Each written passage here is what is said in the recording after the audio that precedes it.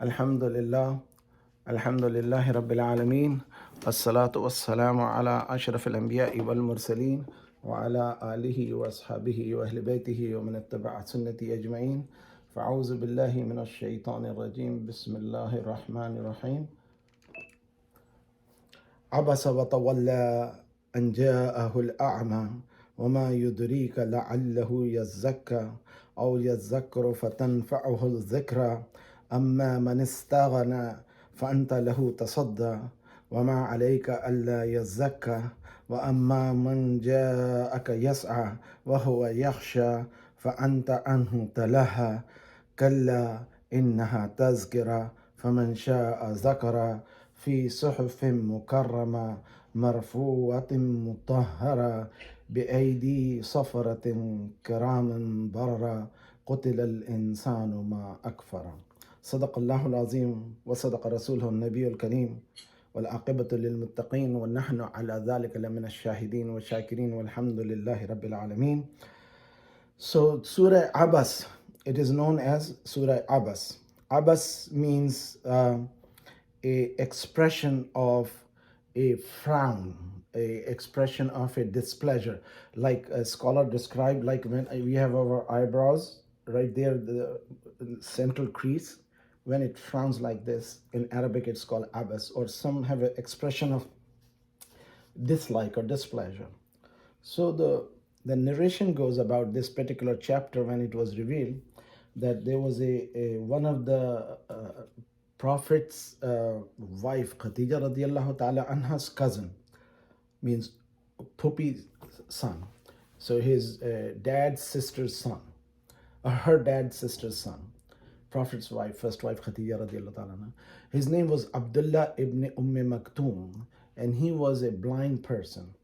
And he came one time, Prophet was in the middle of trying to convince these chiefs of the tribes. And it was difficult to get them to listen to Prophet. And Prophet was eager to convey the message to them about Allah and himself being a messenger of God, and wanted them to listen what Islam is all about. So finally they were,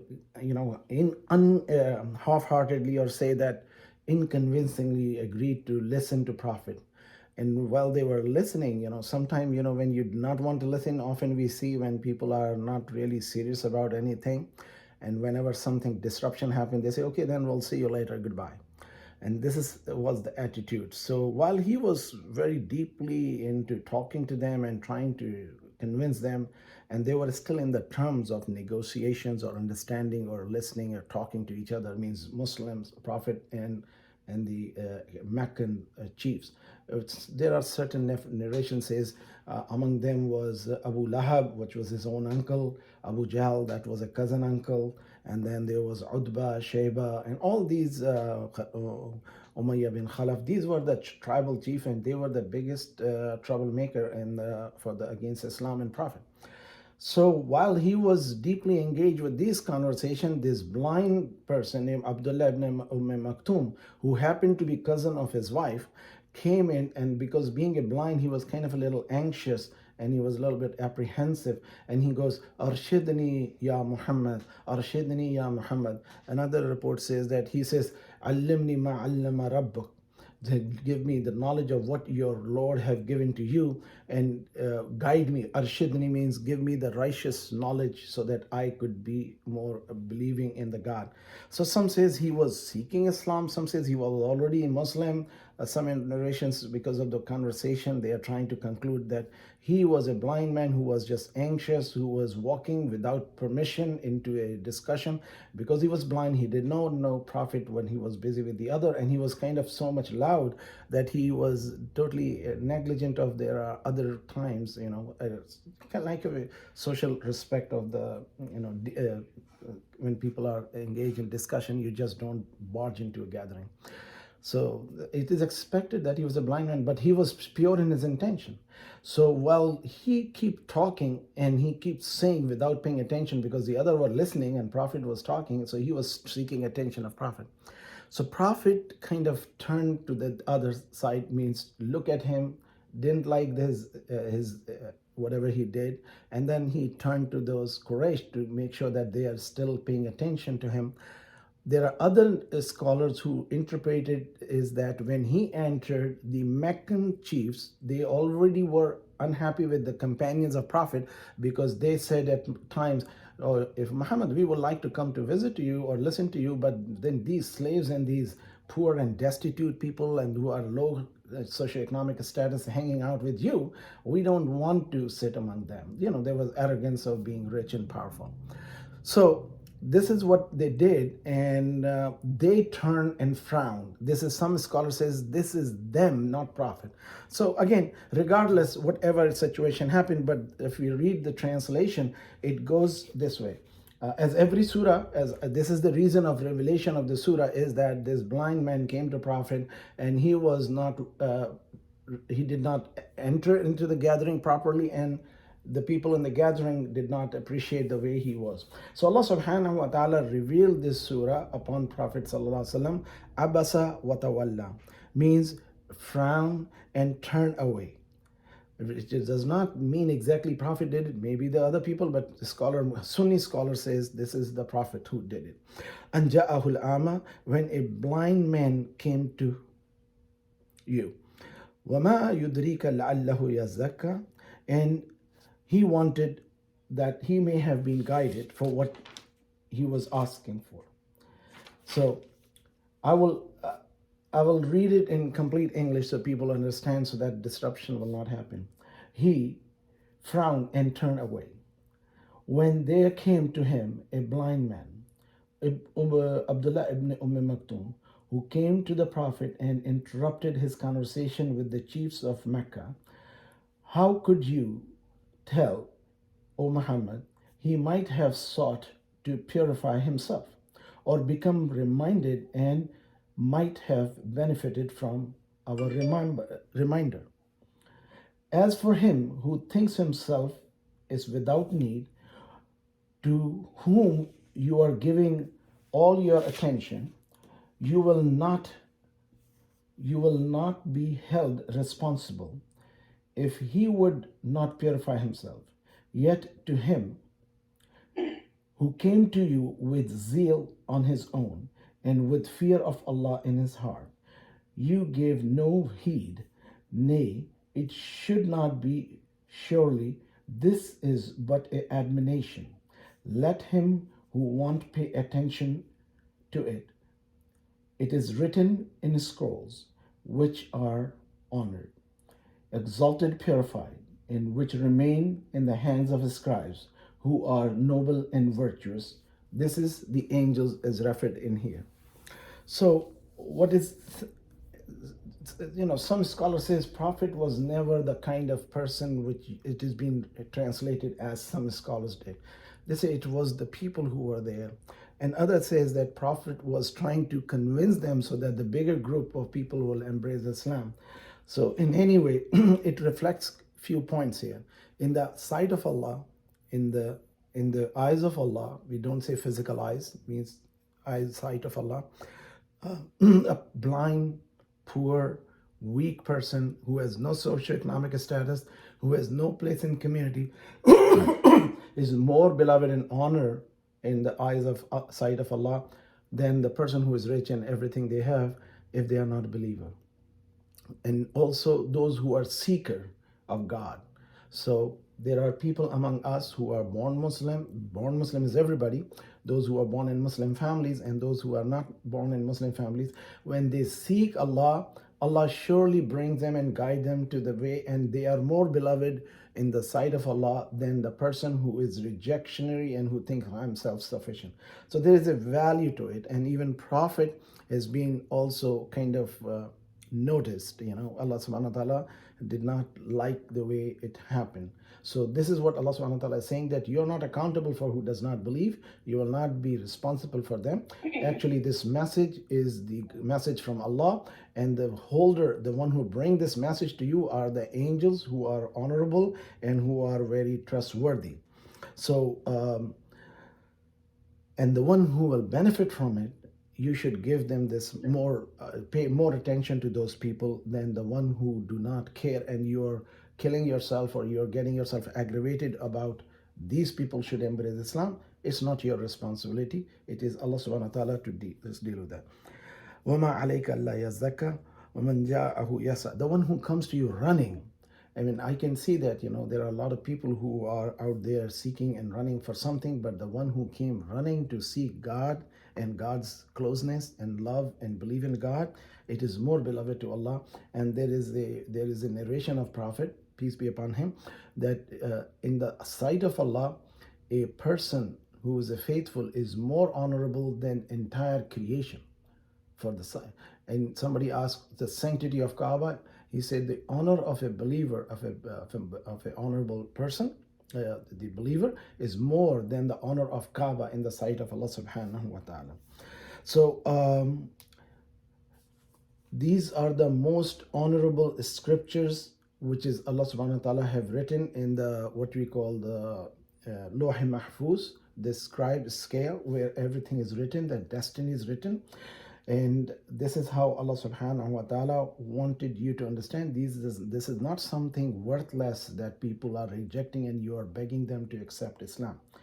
So then the next verse is, which is starting, woe to disbelieving men, how ungrateful is he, out of what Allah has created him, means the sperm and the ovum, out of a semen drop. Allah created him and then fashioned him in due proportions and make the way easy for him, then causes him to die and stows him in a grave.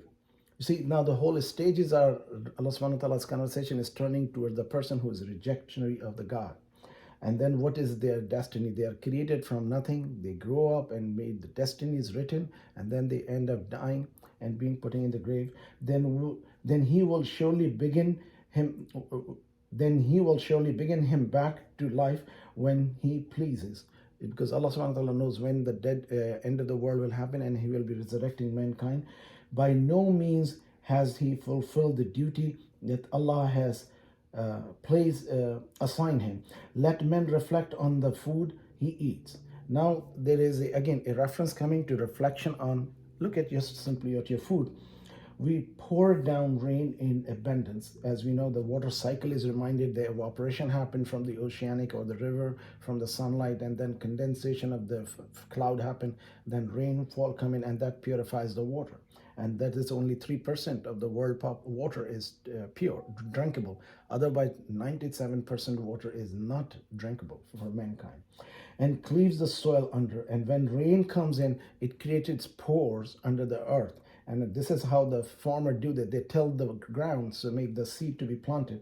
So we pour down rainwater in abundance and cleaves the soil as under. We begin forth grain, grapes and vegetables, olives and dates, lush gardens, fruits and herbage, and means of sustenance for you and your cattle. So there is a reference, and this conversation is turning towards the disbelievers, that these are the very powerful words if one could comprehend in Arabic, as it says, قُتِلَ الْإِنسَانُ مَا أَكْفَرَ, death to be the man for what he denied. من أي شيء خلق, what the thing he's created with. من نطفة خلقة فقدر, and he created of a drop of a semen, and then Allah subhanahu wa ta'ala created the destiny for him. ثم السبيل يسر, and then he made the destiny and decided the life easy for him. ثم أماته فأخبر, and then him brought him to the stage where he dies and buried into the grave. ثم إذا شاء أنشر, and he will resurrect him when he will. كلا لما يقضي أمرا, and he did not live up to the command what God has commanded him. فَلْيُنْظُرُ الْإِنسَانُ إِلَىٰ طَعَامِهِ, mankind does not look at the food which is being provided to them or made for them. أَنَّ صَبَبْنَا الْمَاءَ صَبًّا, and then we pour down the rain water, and then which is heavy rainfall comes in. ثُمَّ شَقَقْنَا الْأَرْضَ شَقًّا, and then we poured up the holes on the ground which caused that break and rupture or tear down the skin or the cover of the earth. فَأَنبَتْنَا فِيهَا حَبًّا, and then we brought out the sprouting leaves from the seed from underground. وَعَنَبٌ وَقَضْبًا, and the grapes and the vegetables. وَزَيْتُونًا وَنَخْلًا, and the olives and the dates. وحدائق غلبة, and we create lushful gardens. وفاكهة وأبا, and dry fruits, and all the combination of the pickles and the forms of food you like to eat. متاعا لكم, this is all for you. ولأنعامكم, and for your cattle, what they live with. فإذا جاءت الصاخة, and will come to them a unbelievable sound, which will be trumpet will be blown. This is the second trumpet will be blown. As we know, the first trumpet, when it will be blown, all creation will die. Then second trumpet will be blown when everybody will bring back to life. يوم يفر المرء من أخيه, يفر المرء من أخيه. That is the day when a man will run away from his brother. وأمه وأبيه, from his mother and from his father. وصاحبته وبنيه, and from his spouse or wife and children who they love so much. لكل أمر منهم يومئذ شأن يغنيه. And everybody will be in the state of a calamity and self-concern and worry. They will not care for anybody else. So this is said that those people today in the world which we are willing to live and die for them we do everything. On the day of judgment, these people will turn away. Nafsi, nafsi. Nafsi, nafsi will be the word. So, and they will not even care when somebody will ask, you're my mother, you're my father. They will say, no, go, deal with your business. I'm already too much worried. That day, few faces will be brightened. And they will be smiling, and they will be laughing, and they will be celebrative. And that day, some faces will be darkened, and they will be overwhelmed and grieved. And they will be completely, saddened. As you know, somebody who's in the extreme state of darkened face, what we call humul kafaratul fajra. And these are the faces of those who are denier and those who are evildoers. This is something very important. They are wicked in their behavior. So wickedness is towards the people, and kufr is towards the God. So there are two acts in a person who deny God. He is unjust, or that she is unjust or mean to the people and mankind. So this is a very, very powerful message, which if we could comprehend in our own understanding. So there are few things there is talk about hereafter. You see, after every conversation you see in the Quran, Allah subhanahu wa ta'ala always compare the person who will be of success, the person who will be of failure. In the hereafter, more so, and the world, maybe the test exam place where a person has to live the trial and tribulation of the life and has certain passions, certain loves, certain emotions. And in the hereafter, all this will be totally different. Even though we will understand and realize the relation, we will all be recognized by our mothers. And the day of judgment, when this surah was revealed, somebody asked, some of the companion asked, that people will be resurrected from their grave naked and undressed. So al-Mu'mineen Aisha asked, it is later on hadith, and another companion asked that will we be walking undressed and naked without any cover on us? And Prophet says it will be such a devastating situation that nobody will be able to look at other person. They will be looking down in their feet, and there will be very, very hard situation in that time. So we are being reminded that you are not just living in this world for this world. We are living in this world for this world, as well as preparing for the next world, and which begins from the grave. And as we have talked before, when a person is put on the grave, a beautiful person comes to this person, and a person says, who are you? And that beautiful person says, I am the Quran you used to read. I am here your companion, and I will be here with you till the day of judgment. And this is how that salah comes to him, these fasting comes to him, and they are the protector. And especially two chapters are being like a shield, Surah Baqarah and Surah Al Imran, which we'll be reading later on. So those are the two surahs will be coming. So we as a Muslim are being reminded as that we are not just living for ourselves, me, my, and I. We live for us, ours, and all. So this is how we, us, and ours. This is how we should think, even though sometimes we find the relations are very difficult in the world to deal with, but we have to endure. We are commanded by Prophet, you should not break the relations. Enduring the relationship with the hardship. The command is of the Prophet and Allah. When a relative is rude to you, you should be kind to them. Because if somebody is kind to us, we can always be easily kind to them. We often have to be in the relationship to give them and set up example. You see, very funny thing is, our Prophet never rejected anybody. And he set the example for that. People, when they were harsh to him, he was kind to them. When they were rejected him, he would go to them. He would still be asking them to believe. And he was never foul-mouthed, what you call the envious or jealous or backbiting or slandering. Anytime people did wrong to him, he just basically endured it. And it is the most difficult part. I could see that somebody attacked you personally once, twice, third time, you say enough is enough. Now shut up. The Prophet never even fought back with them. And this has been said once. A man was insulting Abu Bakr, the companion of Prophet. And Prophet was quiet and smiling. And Abu Bakr got a little offended. So he thought that he misunderstood the Prophet's smile. Then he started talking back and he started cursing this person back. When he did that, Prophet became quiet and his facial expression became more serious. So when this thing was finished, Abu Bakr asked, Ya Rasulullah, why did you smile when this man was insulting me and cursing me, and now you become serious when I try to talk back? Prophet says, when you were quietly listening to this person's wrong, what he did to you, angels from God were answering on your behalf. But when you start saying back, angels stop. So there's a message in it that if we are quiet, physically we are listening, taking the beating, yet angels are there who are speaking on our behalf, with Allah subhanahu wa ta'ala knowing it. So this concept of unseen creature called angel, the goodness and hereafter, and this is what the grave and what it is in the grave. As we know, last week we made dua for our cousin Adil Bhai, and today inshallah we'll be making dua for Aisha, the sister of Tariq's wife, Yasmin Bhabi. So may Allah subhanahu wa ta'ala protect us, may give us guidance and give us the concept of these fruits and sustenance.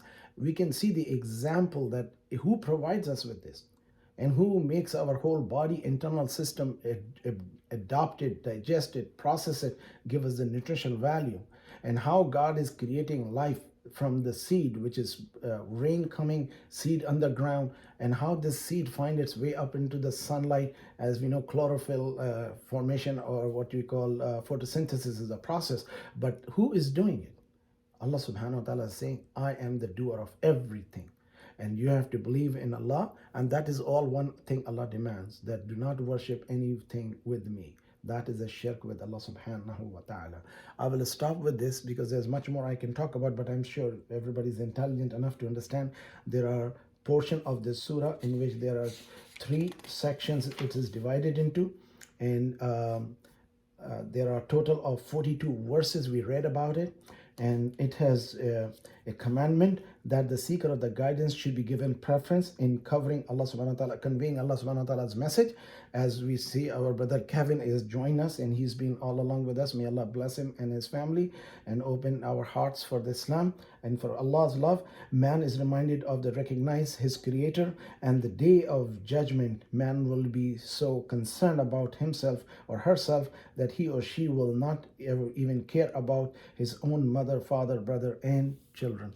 So all these relation and the day of judgment will be not helpful. Not they will be broken. Please do not misunderstand. The relation here will remain relation in the hereafter.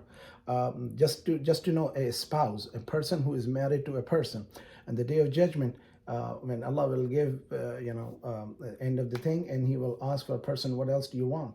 And man will not be ready for it. So he will say, Ya Allah, I have enough. Allah says, would you like to have your wife? And the man will say, well, I lived in the world and she was not very nice to me all the time. He would be thinking. And then Allah subhanahu wa ta'ala will ask the angel to raise the curtain, and the wife will come out, and she will be so beautiful that the man will become greedy and will say, Lord, I lived with her all this life. I'll take her now. Because she would be so beautiful, so pretty, and so attractive that he will forget everything. So this is how Allah subhanahu wa ta'ala will make it things for us. So we should be kind to our spouses and be caring for that. So may Allah subhanahu wa ta'ala make it easy for us. وآخر دعوانا أن الحمد لله رب العالمين. I will stop it here, and if any question, comment, any suggestion, any correction, please advise. And then, inshallah, we will proceed with the dua. Or because I can do the Surah Qadr, which is a very interesting and very attractive surah, unless you want to delay till the next Sunday. Please advise.